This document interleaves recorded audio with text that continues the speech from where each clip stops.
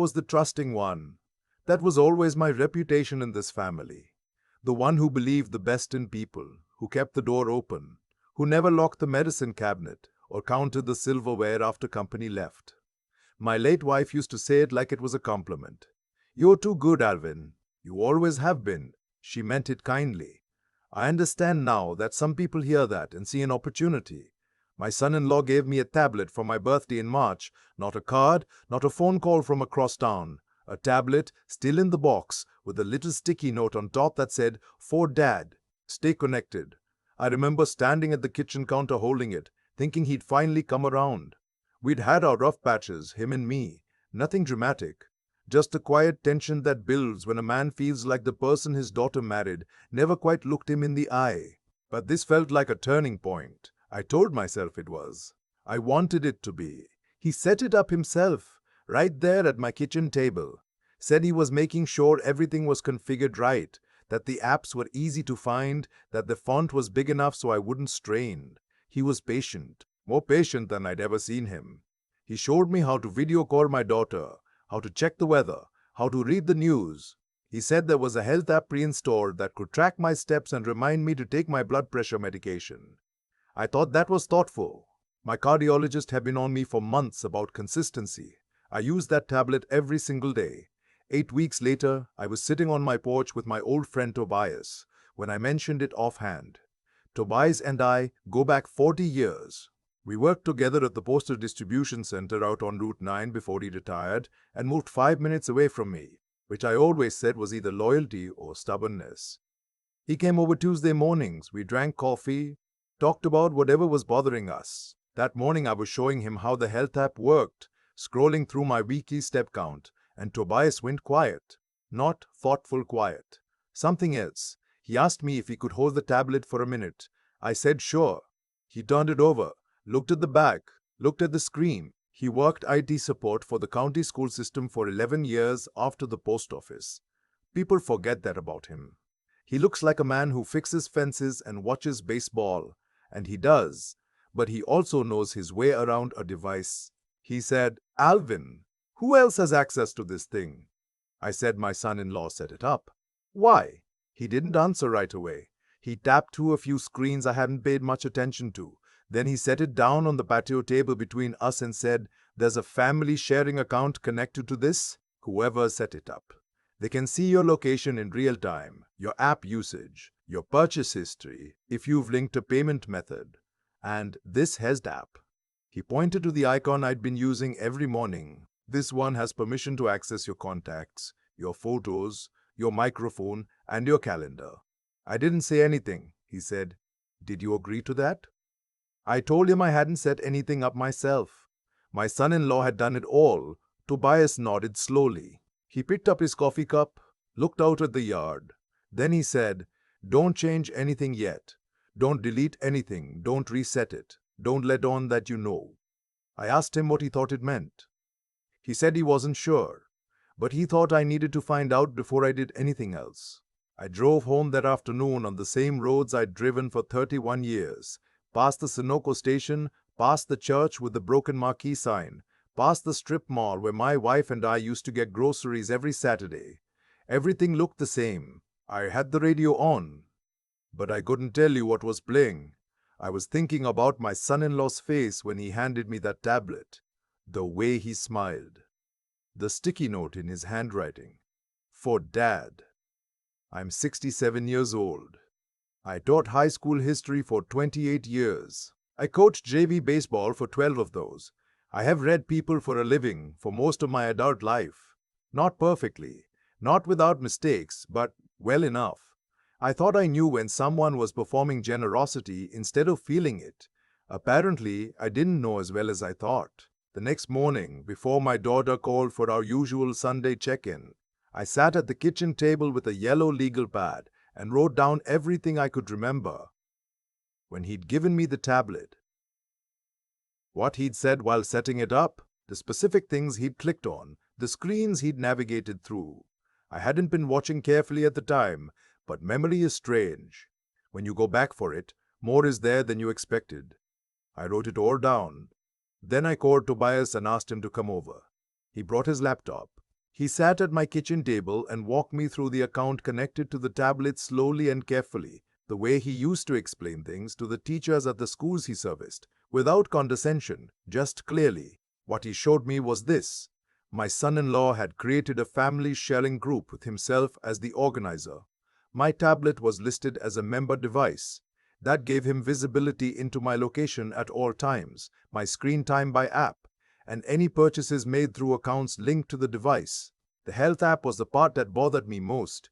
He explained that the microphone permissions meant the app could technically record audio while running in the background, depending on the settings.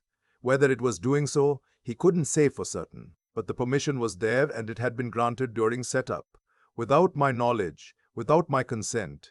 What would someone want to know? I asked him, from an old retired teacher living alone. Tobias looked at me carefully. You have assets, Albin. He wasn't wrong. I had been careful my whole life. My wife and I had paid off the house in 2009.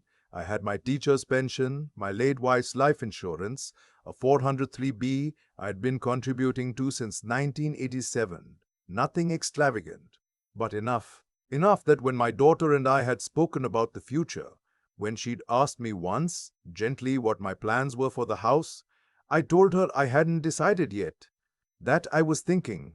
My son-in-law apparently had decided to stop waiting for me to think. That week I made 2 phone calls, one to my attorney, a woman named Sandra, sharp as anyone I've ever met, who'd handled my wife's estate and my own will updates over the years. I told her I needed to come in. I didn't explain everything on the phone. I just said something had come up and I wanted to review some documents. The second call I made was to my daughter. That conversation was the hardest thing I have done in a long time. Not because I accused her of anything. I didn't. I still don't believe she knew what her husband was doing. My daughter grew up in a house where we talked about fairness at the dinner table, where we didn't take things that weren't ours, where you looked people in the eye when you spoke to them. I have to believe that's still in her somewhere. I have to, but I asked her a question, quietly, near the end of the call. I told her that I'd been thinking about the tablet her husband gave me, that I appreciated the gesture, and I mentioned that it seemed connected to some kind of shared account. I said I was just curious about how that worked. There was a pause on the line. Not long. 2, maybe 3 seconds. She said she wasn't sure what I meant, that he just wanted me to have something easy to use. I said, of course. I said thank you again, and I let her go. That pause told me everything I needed to know about what she did and didn't know. My daughter has never been a good liar. She got that from me. I went to Sandra's office on a Thursday morning. I sat across from her desk with my yellow legal pad, and I told her everything, from the birthday in March to the Tuesday morning on the porch with Tobias. She listened without interrupting. She has a stillness about her that I've always respected. The kind that means she's actually hearing you, not just waiting to respond. When I finished, she was quiet for a moment. Then she said, Alvin, do you have any reason to believe your son-in-law has a financial motive specifically related to your estate? I told her about the conversation with my daughter, the question about my plans for the house, the way her husband had started coming around more in the past year, more than he had in the previous 5 years combined. Fixing things, he said. Just checking in, bringing groceries that I hadn't asked for. Sandra picked up her pen. She said, let's talk about your documents. We spent the next 2 hours going through everything. My will, which was outdated. I hadn't touched it since my wife passed. My beneficiary designations on the pension and the retirement account. The deed to the house. She asked me questions I'd been avoiding for 3 years, because answering them meant accepting that I was getting older, and that the people around me weren't all who they presented themselves to be. Before I left, she recommended I speak with someone she trusted, a private investigator who had worked on estate matters before. Not to build a case, she said, just to understand the full picture. I thought about that on the drive home. I'd spent 50 years trying to see the good in people. It felt like defeat, somehow, to hire someone to look for the bad.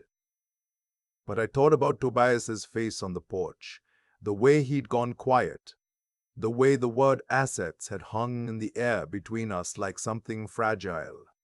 I called the number Sandra gave me. His name was Patrick, and he was a former county detective, retired 8 years, who now did private work. He had a voice like gravel and an office that smelled like printer toner and old coffee. I liked him immediately. He didn't make me feel foolish for being there. He just listened, asked a few precise questions, and then told me he'd be in touch. During those weeks, I did not change anything on the tablet. I carried it with me. I used the health app every morning. I let it track my steps. I answered my son-in-law's texts. He checked in twice that month, both times asking if the tablet was working well, if I needed anything, if I'd figured out how to use the video calling feature. I said yes. Everything was fine. Thank you for thinking of me. The performance cost me something. I don't like pretending. I'm not built for it. But I kept thinking of something Tobias said when I called him that first night. You didn't create this situation. You're just responding to it. That's not the same thing as being dishonest. I held on to that. Patrick came back to me after 2 weeks. He sat across from me in my living room with a folder on his knee and spoke plainly. He had documented my son-in-law's financial situation, legally, through public records and court filings. What he found was this. My son-in-law had a business venture that had gone poorly. He'd taken out a second loan on the house he and my daughter owned. There was a civil judgment filed against him from a former business partner 18 months ago, settled out of court. He was not in ruin, but he was stretched thin and getting thinner. Patrick put the folder on the coffee table and said, someone in that situation, living in a house they've over-leveraged, with a judgment on record, they start looking at what's nearby and unprotected. I looked at the folder. I didn't open it right away. I said, my daughter doesn't know any of this. It wasn't a question. Patrick confirmed it anyway, based on what he could observe and on several conversations she'd apparently had with her own friends, which are a matter of social media record, not surveillance. She believed the business had recovered. Her husband had told her it was fine. He had been lying to her too. I sat with that for a long time after Patrick left. Longer than I'd sat with most things. I thought about my wife. She'd loved our daughter ferociously, the way only mothers do. And she'd had her reservations about this man from the beginning. She hadn't said it often. She hadn't had to. I'd seen it in the way she changed the subject when his name came up. I thought she was being overprotective. I told her once to give him a chance. I owe her an apology. I can never deliver. Now, that night I called my daughter. Not to tell her what I knew. Not yet. But I asked her to come for dinner that Sunday. Just the two of us. She asked if everything was all right. I said yes. I said I just missed her. Which was true. All of it was true. Before she came, I met with Sandra again. We updated my will completely. I changed the beneficiary designations on the pension and the retirement account. We restructured how the house would transfer. None of it was punitive. I didn't cut my daughter out of anything. She is still my daughter, but the structure was changed so that nothing could be accessed, redirected or leveraged by a spouse without an extensive legal process that would take years and cost more than it yielded. We also documented everything Patrick had found, everything Tobias had identified on the tablet, and every interaction I could recall from the past year. Sandra kept copies. I kept copies. I moved the important copies somewhere my son-in-law had never been and would never think to look. Then I reset the tablet to factory settings. My Sunday dinner with my daughter was quiet and good. I made the pot roast her mother used to make. We talked about her job, about the neighbors, about a trip she'd been thinking about taking.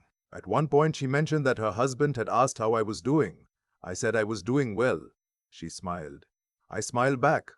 After dessert, I told her that I had updated my estate documents. Nothing alarming, I said. Just something I should have done years ago after her mother passed. I said I wanted her to know where everything was, who my attorney was, what the plan looked like. I handed her a single sheet of paper, a summary Sandra had prepared, and I watched her read it. When she finished, she looked up at me. She said, "Dad, why now?" I thought about all the things I could say. I thought about the tablet, about Patrick's folder, about Tobias going quiet on the porch, about my wife changing the subject. I said, because I should have done it a long time ago. And I want you to know that everything I have I worked for, and I intend to decide what happens to it. She folded the paper carefully and put it in her purse. Something passed across her face, something she decided not to say. I think on some level she understood more than she let on. Maybe she'd had her own quiet moments of wondering. Maybe she'd chosen not to look too closely. That's her own reckoning to have, not mine. 2 weeks after that dinner, Patrick called me. He said he thought I should know that my son-in-law had contacted a financial planning firm that specializes in family trust litigation. He didn't know what inquiry had been made. That was privileged. But the contact had happened around the same time I'd reset the tablet. He'd noticed the tablet was gone, and he'd gone looking for another angle. I thanked Patrick. I told Sandra. She made a note. That was 4 months ago. My son-in-law still comes around occasionally. He is cordial. He fixes things without being asked. He brings good bourbon sometimes, which I accept graciously and don't drink. The tablet is gone and neither of us has mentioned it. There's a particular kind of silence between two people who both know something and have each decided, for their own reasons, not to say it. I've learned to live in that silence without flinching. My daughter calls me every Sunday. Those calls are real. I believe that, whatever her husband is or isn't, she is still my child, and she still loves me, and that is a thing I protect fiercely. Maybe the most fiercely of everything I've protected in the past year. Tobias still comes on Tuesday mornings. He doesn't ask about the tablet. He knows I handled it. That's the thing about a friend who has known you for 40 years. They trust you to see a thing through, and they don't need a report when you do. He just shows up with coffee and talks about baseball and occasionally says something so quietly wise that I have to pretend I'm looking at something in the yard so he doesn't see it hit me. Last week he said out of nowhere, "The people who love you want you to live well. The people who don't want to know what you're worth." I didn't say anything. I looked at the yard. There are things I know now that I didn't know before March. I know that a gift can be a tool. I know that patience in a person who was never patient before is worth examining. I know that the question, "Are you doing okay?" from someone who doesn't really want you to be okay, is one of the loneliest sounds in the world, once you understand what you're hearing. But I also know this: 67 years old, living alone in the house I paid off, with a pension that clears every month, and a will that says exactly what I mean. I'm not someone who can be waited out. I am not confused. I am not sentimental to the point of blindness. I am a man who taught other people's children how to think clearly about power and consequence for 28 years, and I was paying attention. If you are watching this and you are of a certain age, and someone in your life has recently become very interested in your comfort, your devices, your health, your plans, I am not saying trust no one. I am not saying become someone who locks every door. I am just saying ask yourself who benefits from you not asking questions, and then ask the questions. The people who love you will not mind.